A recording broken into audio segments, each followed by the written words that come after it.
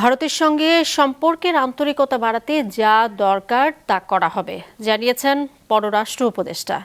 পররাষ্ট্র মন্ত্রণালয়ের তলবে গিয়ে দেশটির হাই কমিশনার জানিয়েছেন দিল্লিও ঢাকার সঙ্গে ইতিবাচক সম্পর্ক চায়।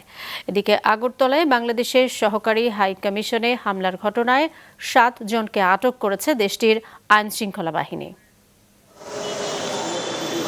ভারতের আগরতলায় বাংলাদেশের সহকারী হাইকমিশনে হামলা, ভাঙচুর ও জাতীয় পতাকায় আগুন দেওয়ার ঘটনায় বিকেলে পররাষ্ট্র মন্ত্রণালয়ে তলব করা হয় ঢাকায় নিযুক্ত ভারতীয় হাইকমিশনারকে। ঘটনার নিন্দা জানায় Dhaka.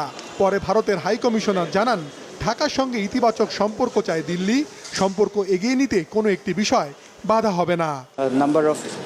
Positive developments that have taken place in our relationship in the last few months, whether it is trade, it is power transmission, supply of essential commodities. We have maintained a lot of positive momentum in the relationship. We are willing to engage with the interim government of Bangladesh, and we remain interested in working with the government of Bangladesh to fulfill our shared aspirations for peace, security and development.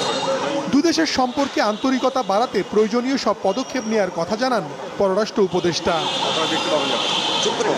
হামলার ঘটনায় প্রতিক্রিয়া জানিয়েছেন সরকারের আরও 3 উপদেষ্টা।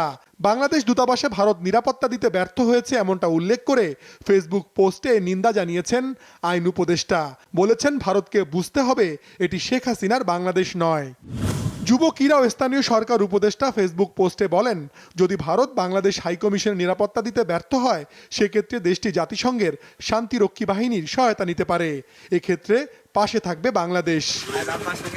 নারায়ণগঞ্জে এক অনুষ্ঠান শেষে নৌ পরিবহন ও শ্রম উপদেষ্টা বলেছেন, বাংলাদেশে অস্থিরতা সৃষ্টির চেষ্টা করলে তা ভারতের জন্য কল্যাণকর হবে না।